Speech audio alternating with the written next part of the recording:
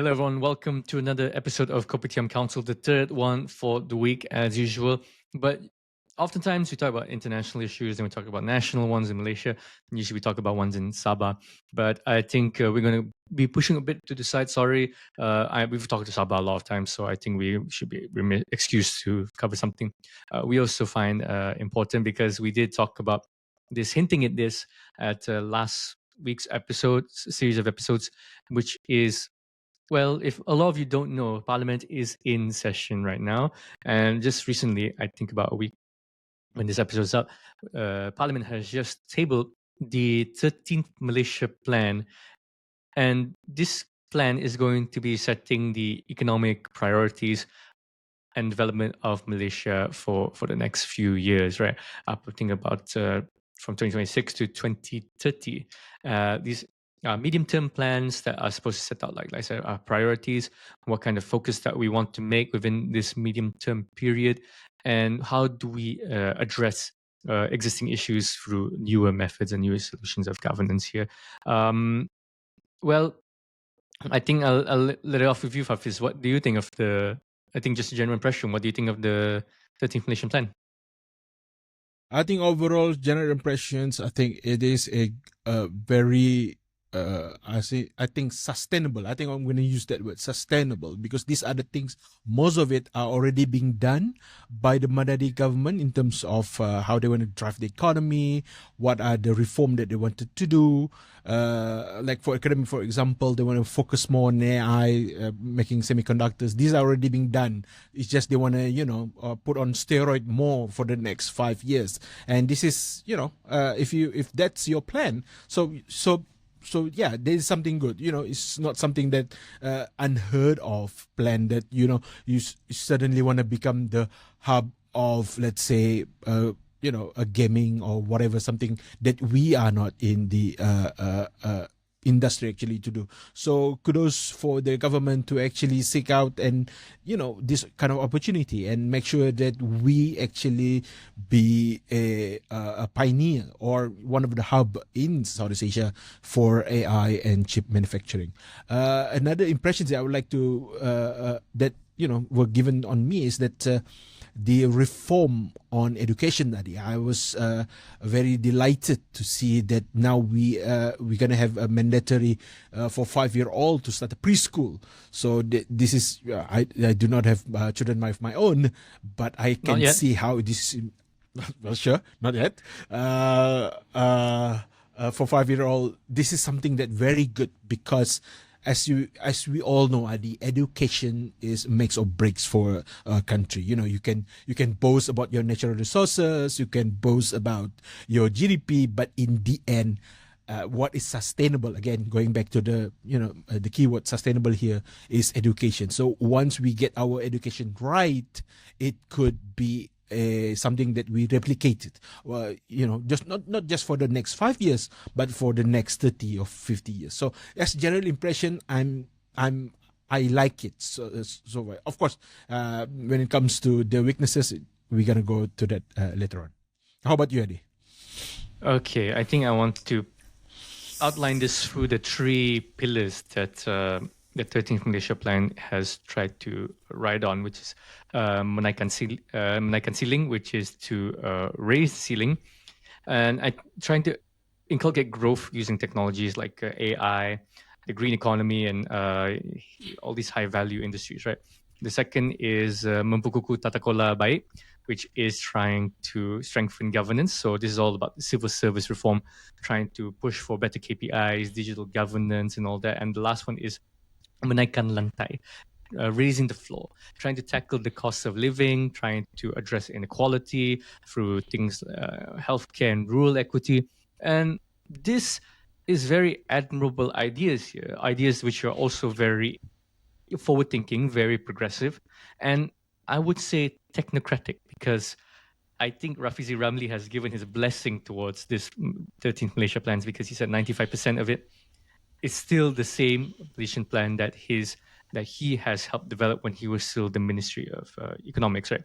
So I see the whole touch of the technocratic parts of it, which outlines a lot of the more minute ideas of how they want to push for higher levels of development, but also keeping the house, cleaning up the house, or optimizing the house, our house in order to make sure that this plan, right, really goes for the idea of national transformation, because I think that's what every plan tries to do, is that it's trying to transform the landscape, and trying to transform the landscape. I think in this context is digitalization and, like you said, sustainability, but also the idea of Madani, inclusivity, and at the same time trying to reform institutions to become more effective, to become more forward-thinking and progressive, and accountability, because iltizam was a word thrown around when it comes to institutional reform, trying to push for more integrity, discipline, and passion in the service and all our institutions here.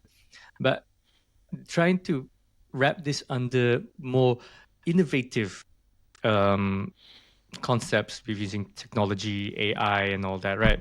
Because I think we're no stranger, we're not strange, we're not unfamiliar with the fact that our Prime Minister has always been focusing on AI technologies, trying to push Malaysia to be a semiconductor hub, all these high-level innovations, right? But also through things such as the green economy, right? Hydrogen, carbon markets, and all these very new ideas, new concepts in governance, which does help with uh, complementing the whole push for institutional reform. Because to have all these nicer things, we have to have strong institutions, better accountability, right? So I think on the positive side, I like it because it is innovative, and it does push forward, and it does seem to have a clear vision of where it really wants to go. It's quite ambitious, so to speak, but I think it showcases that this government really knows where it really wants to take Malaysia through this plan. I mean, if we're just following this plan, right, it shows a very clear idea where they want to move Malaysia towards. However, I think before we go into maybe later, but I still have to put the asterisk here, is that we've had very ambitious plans before. What will make this any different? What would make this any different is that if Anwar can stay in power, or the Madani government in power, even post Anwar 2027, I think it could be pretty much on track. But since we already talked about the things that we like, I would just like straight away go to some of the things that I think worry me a little bit, because in this, okay, it's I know it's a cliche, but it's always, people say that one thing is planning it, like this is a plan, but implementation is another thing. Yeah, I know that's cliche, but when it comes to this, particularly, I'm just gonna point that I want to see here is that I'm gonna go to the household first. Okay, all right. There's a planning of more public transport, trains, transit, van, buses. Okay. I know in terms of implementation, people will say, "Oh, there should be more transparency. If we have a 1 million budget, it should be for 1 million buses, train, and whatnot, right?" But as Sabahan Sadi, I would like to see that maybe out of 1 million, half of it can go to Klang Valley. Maybe the other half can go to Sabah and Sarawak, because we know that years after years in the past, all of this budget of public transport improvement, whatever, goes to Klang Valley alone. So why don't in the next 5 years, sure, as the capital of Malaysia, we still need to allocate a substantial amount of allocation for Klang Valley, but we need to pivot a little bit to give more to areas like Sabah and Sarawak, so that when we mention about public transport, but this is a Malaysia plan, but all that you actually mean is planning for Klang Valley. So another MRT, maybe MRT 5, 6, 7. When in Sabah, even the Jabatan Kereta Api is, when people ask, is there a train services in Sabah, Haffiz? I would say, no, there is no. So don't look for one, because it's not sustainable, it's not reliable. Do not use the train for your daily commute. Use other things. So, at least maybe the bus system, we can have something rapid KK, Well, don't you like that, Adi?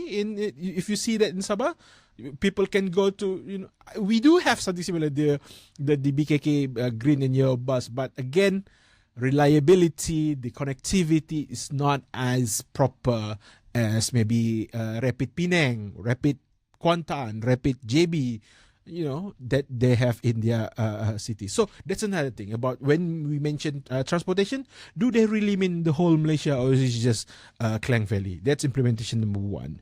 Secondly, health tax, Ade. It was mentioned just these three things: tobacco, vape, alcohol.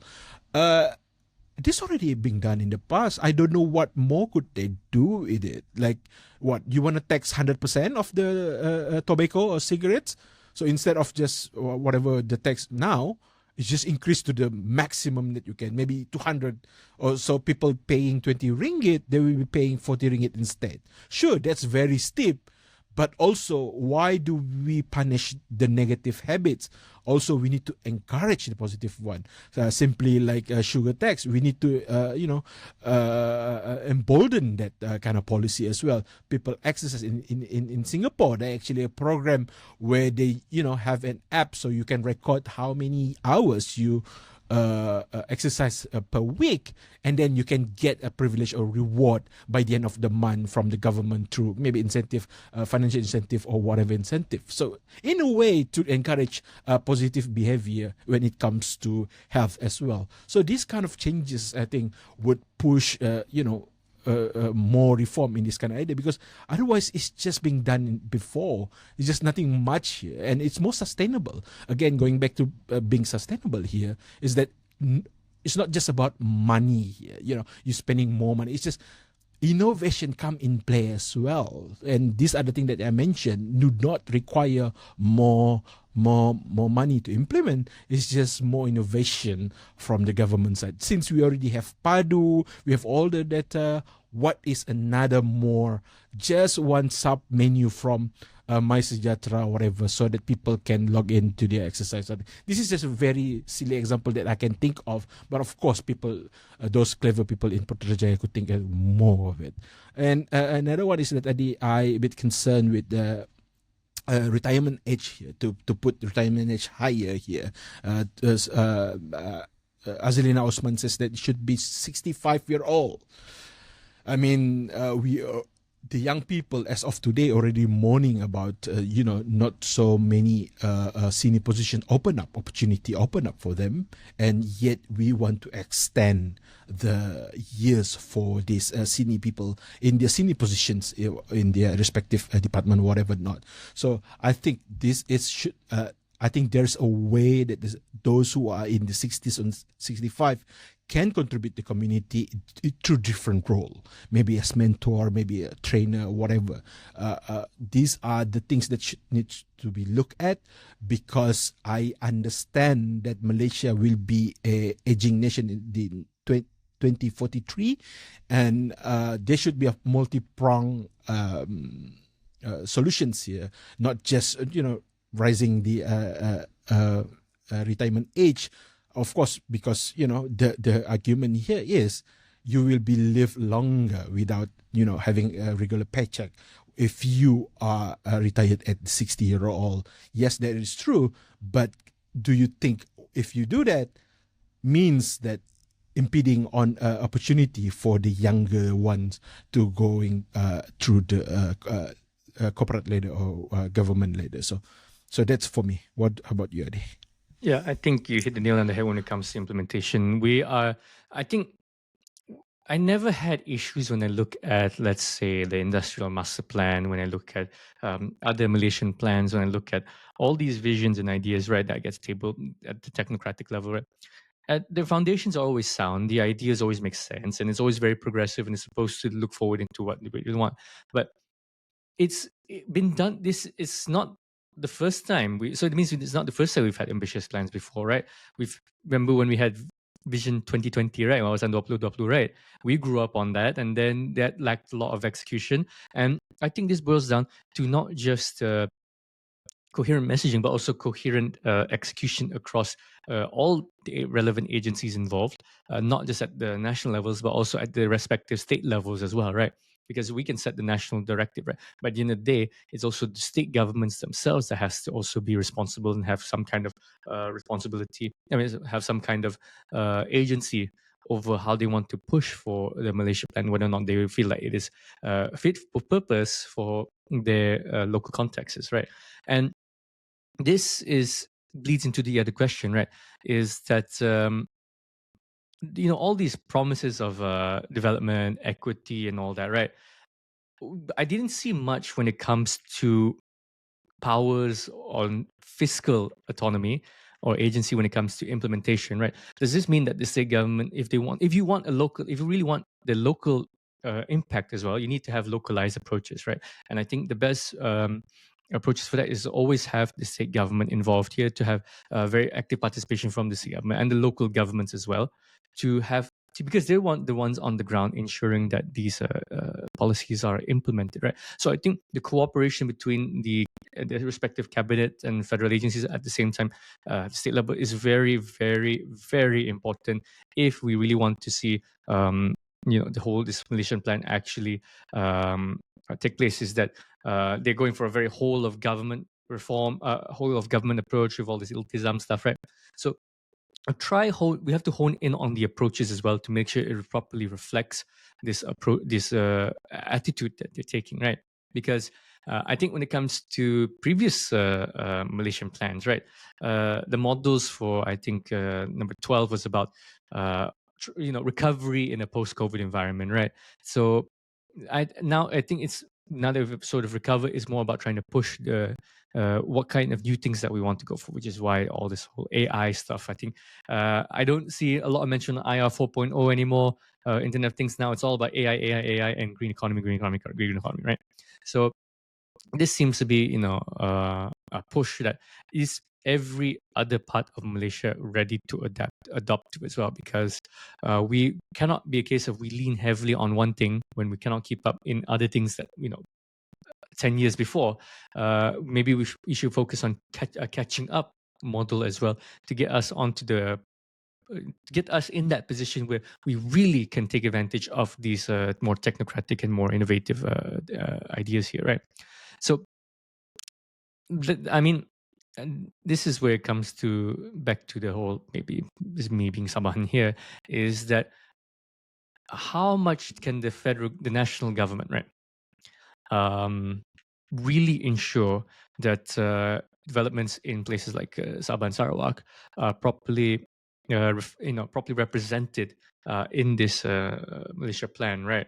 I think Sarawak is quite happy with, and Sabah to an extent is happy with what we have so far. But at the same time, Sarawak is able to push for their own agenda without relying much on the national level planning, right? And you mentioned focus on public transport, right? Like we Kereta Api and all that train here, but in Sarawak they have the metro ready to go, right? And I think they're building a new line for the metro, right? So that kind of pushing for a state to be more self-sufficient and more self-sustainable, I think, would also benefit when it comes to this RMK 13, RMK 13, right? Because the whole idea is sustainability. Sustainability is not where you come from the top down and then you set up all this, nice infrastructure. No, sustainability is ensuring that people at the bottom, at the lower rungs of the pyramid, are able to hold themselves, are able to be self-sufficient, to be able to operate without much oversight, to be able to operate without much assistance, that they can do it themselves, right?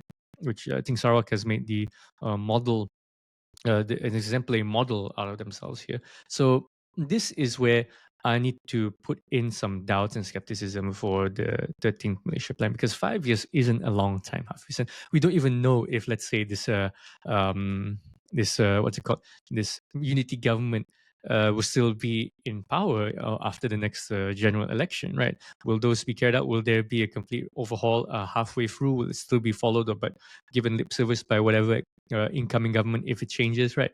So it's how do we make sure that it's not just words, but also the action itself, which is important. Will the bureaucracy, because well, the bureaucracy, right? They slowed down reforms on things like MA63 autonomy, right? So how can we be confident that they can roll out the strategies for under the 13th Malaysia Plan, right? Is it easily, is it on a case by case basis? Maybe there's favoritism here as well, but can that effectiveness be truly harnessed, right? And it's not just about principles and all that, right? But I think that's where the KPI aspect of governance reform, that this focus in the plan is very important, and we need to see it actually be, actionable, right? We need to see it actually have some bite, and I think it has to not even start next year, 2026, the plan period, but I think the groundwork has to be set up now. I mean, Eddie, in the past, we still talk about Vision 2020 as something, a vision more than just a document being presented as a plan for 5-year plan in the future. So I think that's where it's missing, Eddie. I think the soul of this document, not merely just the words, because it has to be believed by every Malaysians that this document can be carried out by hook or by crook, because otherwise, the people like us will mention, can it be done? How about the implementation? If there's a government change, how it be carried out after those changes happen? So these are the questions arises to a document not even 1 year all in the implementation. So I think whether it survived for the next 1 or 5 years or even general elections, it remains to be seen. But I think Anwar Ibrahim could use of his leadership prowess here to make actually every Malaysian understand that the Malaysia 13 plan is not just for the survival of unity government. It's for the survival of every Malaysian. Because if this Malaysia 13 plan is fail, it means that we'll be lagging behind Vietnam. We'll be lagging behind more to our Singaporean counterparts, more to our Indonesian as well, and maybe more to Philippines as well. So this is not just a document of PKR survival or PH survival or Anwar Ibrahim himself.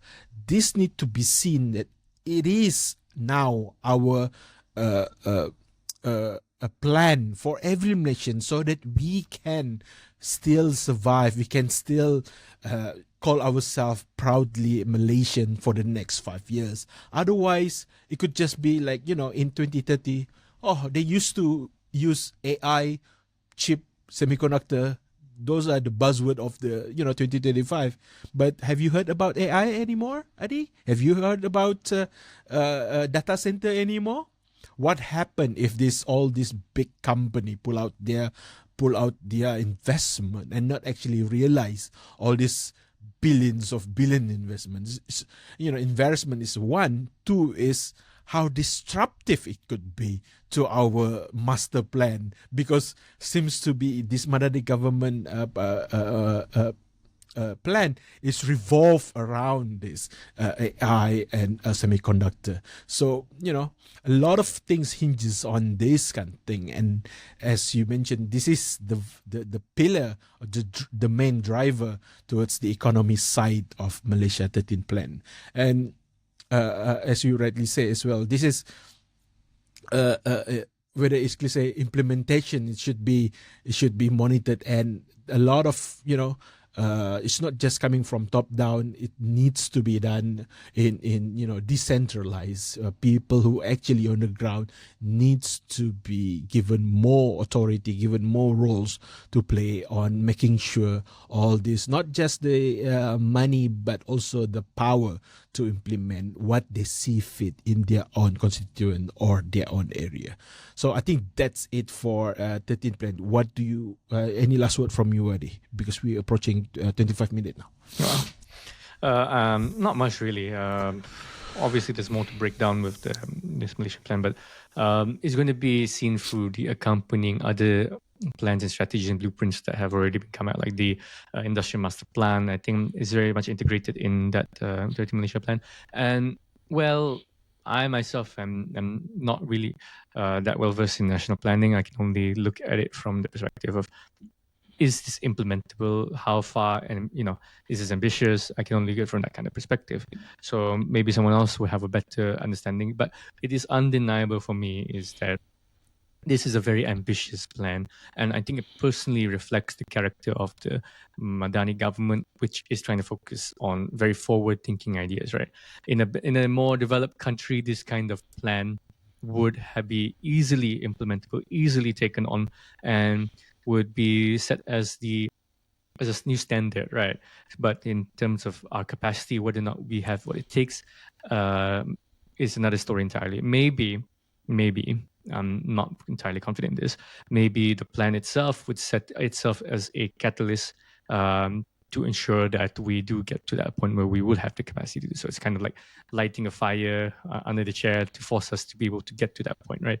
But that's going to take a lot of accelerating. It's going to take a lot of state planning as well, which I myself am never too fond of, right? Like all these initiatives, right? We have even covered whether or not these initiatives, who will be leading the charge here? Will it be the government? Will it be the private industries? Will it be the investors? That's going to be an entire conversation, entirely different conversation moving forward. So these are things that we will still have to keep in mind of, pay attention to, and we definitely will be looking into it as the execution of the plan moves on, and as we see what else goes on in Parliament. Okay, that's it for the last episode for this week. That's all that we have time for. And thank you for watching, if you're watching until this point. And I think see you guys in the next episode with the next week. With that, goodbye for now.